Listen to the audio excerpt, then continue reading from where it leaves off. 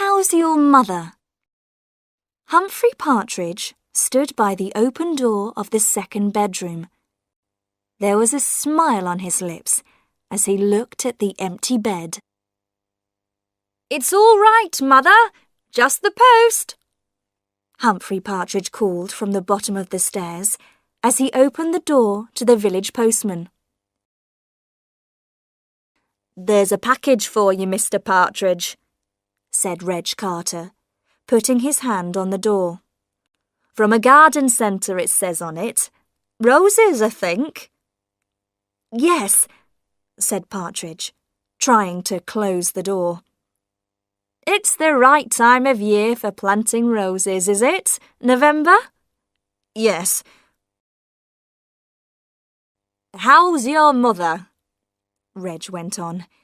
He was in no hurry to leave. "Not so bad." "She never seems to get any letters, does she?"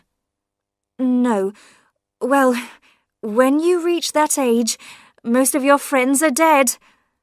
"Oh, how old is she now?" "She was 86 last July." "That's a good age. She doesn't go out much, does she?" "No, not at all. Now, if you'll excuse me, I have to leave to catch my train to work." Partridge closed the door and called up the stairs. "Goodbye, Mother. I'm off to work." On his way to the station, he stopped at the village shop to get his newspaper. "Good morning," said Mr. Denton, the shopkeeper. "How's the old lady?" "Oh, not too bad, thank you. For her age, that is." "Oh, Mr. Partridge," said Mrs. Denton. "There's going to be a meeting in the village hall on Sunday about—" "I'm sorry, Mrs. Denton. I don't like to leave my mother at weekends. I'm at work all week, you see." He hurried away. "He lives for his old mother," said Mr. Denton. "Well," said his wife, "she probably won't live much longer. She's been in bed ever since they moved here. And how long ago was that? 3 years?" "3 or 4. "I don't know what he'll do when she dies." "Someone told me that he was talking about going to live in Canada." "Well, I expect she'll leave him some money." When Mrs. Denton expected something, everyone in the village soon heard about it. In his office that afternoon, Partridge was getting ready to go home when the telephone rang. Mr. Brownlow wanted to see him. He hurried to his employer's office. "Humphrey, come in and sit down." Partridge sat on the edge of a chair. He was going to miss his train. Mr. Brownlow said, "You know I intended to go to Antwerp next week for the meeting." "Yes." "Well, I've just heard that I must go to Rome tomorrow. Parsons is ill, and I'm taking his place, so I'd like you to go to Antwerp on Monday." "Me? But what about Mr. Potter? He has a more responsible position in the company." "He's too busy. It'll be good experience for you. So I'll ask my secretary to change the tickets." "No, Mr. Brownlow. You see, it's rather difficult." "What's the problem?" "It's my mother. She's very old and I look after her." "Oh, it's only for 3 days, Humphrey, and this is important." "I'm sorry. It's not possible. My mother—" There was a pause. Mr. Brownlow was looking annoyed. "Ugh, all right then. You can go now, or you'll be late for your train." Partridge looked at his watch. "I think I can just catch it if I hurry." "Oh, that's great." His employer gave a cold smile. "Mother, I'm home. It's exactly 6:35. I had to run for the train, but I caught it." Humphrey Partridge hurried up the stairs, went past his own bedroom, and stood by the open door of the second bedroom. There was a smile on his lips as he looked at the empty bed. It was Monday morning, and Partridge was making his breakfast. He turned on his cooker and prepared to boil an egg. It was an old cooker, but it still worked well. He looked out of the kitchen window with satisfaction. During the weekend, he had dug the garden and planted all the roses. The doorbell rang. It was Reg Carter, the postman, with a big package in his hand. "Sorry, I couldn't get this through the letterbox." Partridge could see that it contained more information about Canada.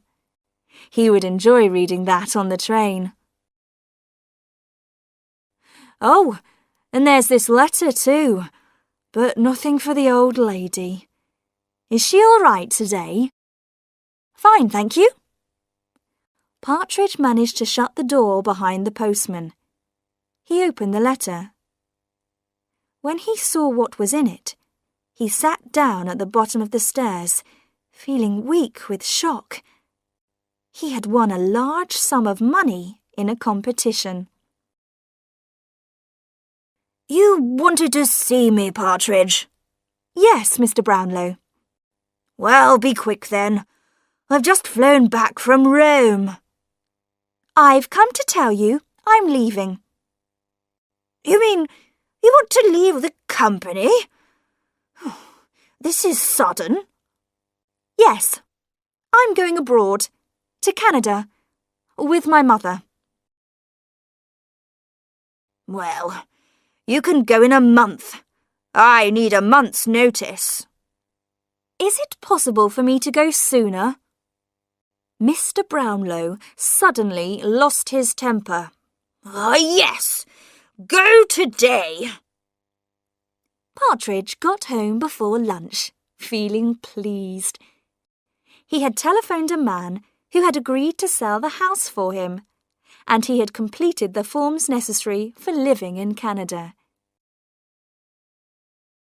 He opened his front door and called out, "Hello, Mother, I'm home." He stopped suddenly as he saw Reg Carter coming out of his kitchen. "Good God! What are you doing here?" "I was passing the house and I saw the smoke." "How did you get in?" "I had to break a window. I've called the police. I explained it all to Sergeant Wallace." Partridge's face was white. "Explained what?" "About the fire. There was a fire in your kitchen. You left the cooker on, and the curtains were on fire. I was thinking of your mother upstairs, not able to move, so I put the fire out." "Oh, thank you. That was very good of you." "Then I wanted to see if she was all right. I went upstairs. All the doors were closed. I opened one, your room, I think. Then I opened another. There was a bed there, but there was no one in it." "No." "There was no one anywhere. The house was empty." "Yes, The postman stood there, looking at him. "I thought that was rather strange, Mr. Partridge. You told us your mother lived here." "She does. She did. She died." "Died? When?" "You said this morning when I asked." "She died 2 days ago." His face was red now. "I'm sorry. I can't think straight. It's the shock, you know." "I see," Reg Carter said quietly. "Well, I must go now." It was about a week after the fire. Of course, Reg Carter had talked to Mr. and Mrs. Denton, and they had talked to almost everyone who came into the shop. Sergeant Wallace, the village policeman, had heard a lot of strange stories about Humphrey Partridge. So now he had decided to go and talk to him himself. Partridge opened the door slowly, and the sergeant went straight into the sitting room. It was full of boxes. "You're packing your books, I see, Mr. Partridge. When are you going to Canada?" "In about a month." "And you're going to buy a house there, I hear." "Yes." "You're going alone. Your mother's not with you now." "No, she died." "Yes, that's what I want to discuss. As you know, this is a small place, and most people take an interest in other people's business. I've been hearing some strange things about you. People are saying you killed your mother to get her money." "That's stupid. It's not true." "Perhaps. Let me ask you a few questions. First, when did your mother die?" 10 days ago. The 11th. "Are you sure? The 11th was the day you had the fire." Sorry. 2 days before that. It was such a shock." "Of course." "And so the funeral was on the 10th? "Sometime about then, yes." "It's strange that none of the local funeral directors know anything about it." I use someone from town." "I see. And was it a doctor from town who signed the document saying that she was dead?" Yes. Do you perhaps have a copy of the document?" Partridge looked unhappy. "You know, I don't." "I'm afraid," the sergeant said, that suggests there may be something unusual about your mother's death. Now, if a crime has taken place—" "No crime has taken place!" Partridge cried.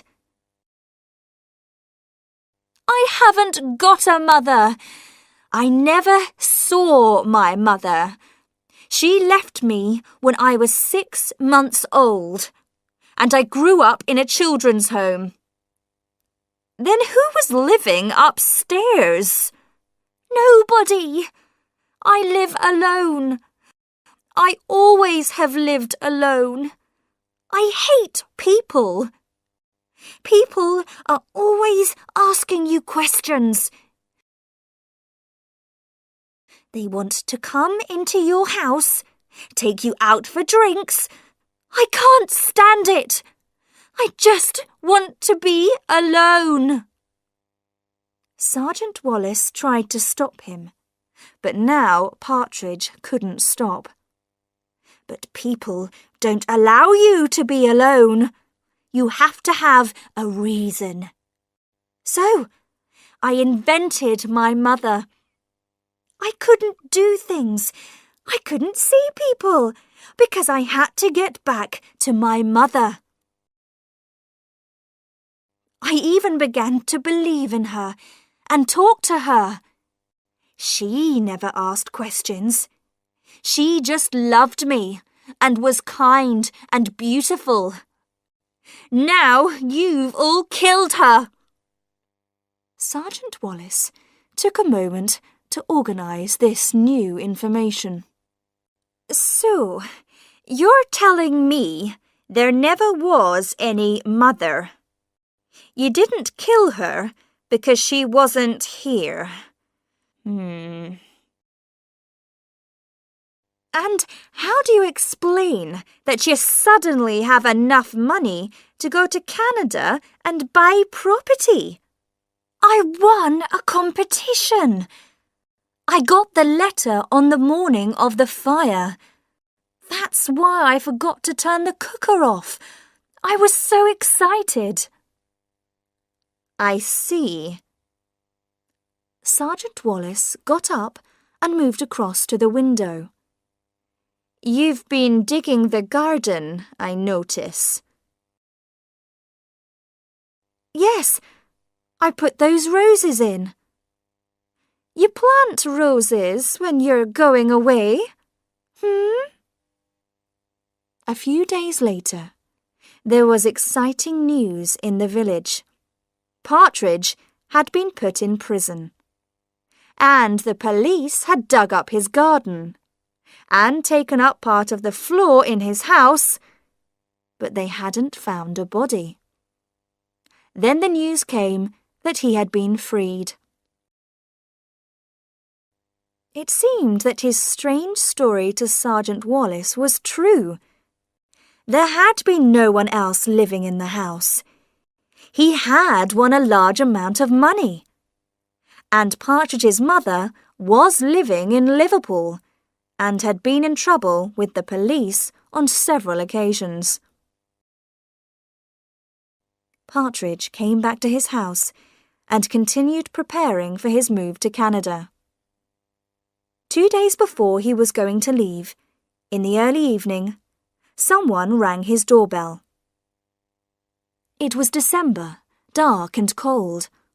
All the villagers were inside their houses. He did not recognize the woman standing on the doorstep. She was dressed in the clothes of a young woman, but her face was old. "Hello, Humphrey," she said. "Who are you?" He held the door, ready to close it. The woman laughed. "No, I don't expect you to recognize me. You were very young when we last met." "You're not?" "Yes, I am. Don't you want to give your mother a kiss?" She pushed her painted face towards him, and Partridge stepped back into the hall. The woman followed him in. She looked at the packing cases. "Of course, you're going away. Canada, is it? I read about it in the paper. I read about the money too." "What do you want?" said Partridge. "I've just come to see my little boy. I was thinking perhaps you should help your poor old mother now." "You never did anything for me. You left me." "That was a long time ago. Now I want you to look after me in my old age. Why don't you take your old mother to Canada with you?" "But you aren't my mother," he spoke quietly. "Oh, yes, I am, Humphrey. My mother is beautiful and kind. She is nothing like you. You are not my mother. His hands were on her shoulders, shaking her. I'm your mother, Humphrey. She was laughing at him. His hands moved to her neck to stop her words. They became tighter and tighter as he shook her.